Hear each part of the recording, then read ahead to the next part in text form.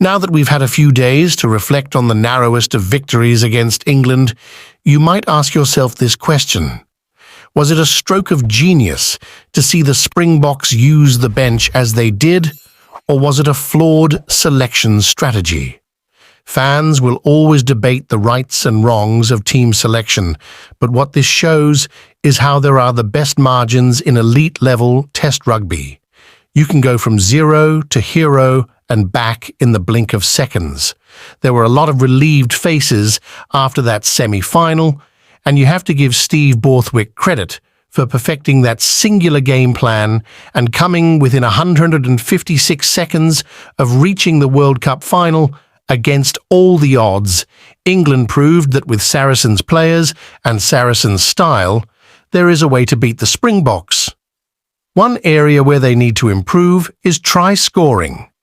In 6 World Cup games against South Africa, England scored 1 try in Perth in 2003. That's why they haven't won the Webb Ellis Cup more often. Reading between the lines, however, it appears that there is a huge effort from the players to support their manager over the next 4 years, so surely now they can see some progress.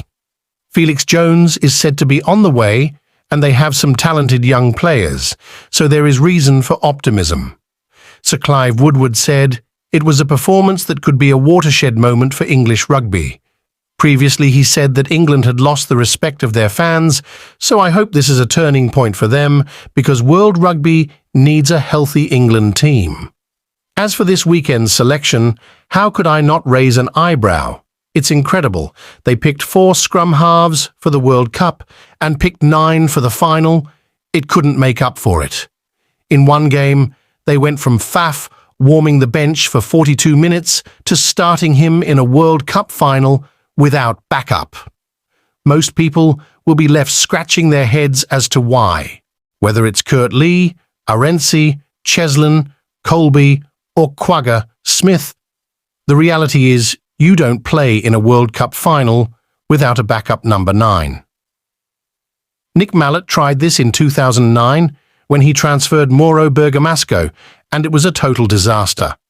History tells us that World Cup finals can go into injury time, so if Faf has to play 100 minutes, that's a lot to ask of him. If you move a wing there, it means the outside defenders will also have to play 100 minutes. We also know that Damian Willemse can cover 10 and 12, but that leaves them very weak at the back if there are injuries. It's a gamble they didn't need to make.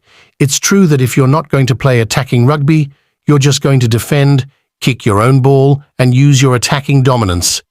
You don't need many defensive players on the bench. The style you want to play determines the personnel you have on the bench. The All Blacks or Ireland would never be able to pick a defensive player off the bench. But that wouldn't happen due to the number of faces he goes through with the ball in his hands. It's like choreographing a play or a dance, losing the protagonist and expecting the play to have the same impact. In the crudest terms, Rassi and Jacques are basically saying, "We are coming to finish you off," which is what they have continually said on their rugby shows and on social media since day one. The only fans with a red flag were those who used this strategy against Ireland, and it didn't work.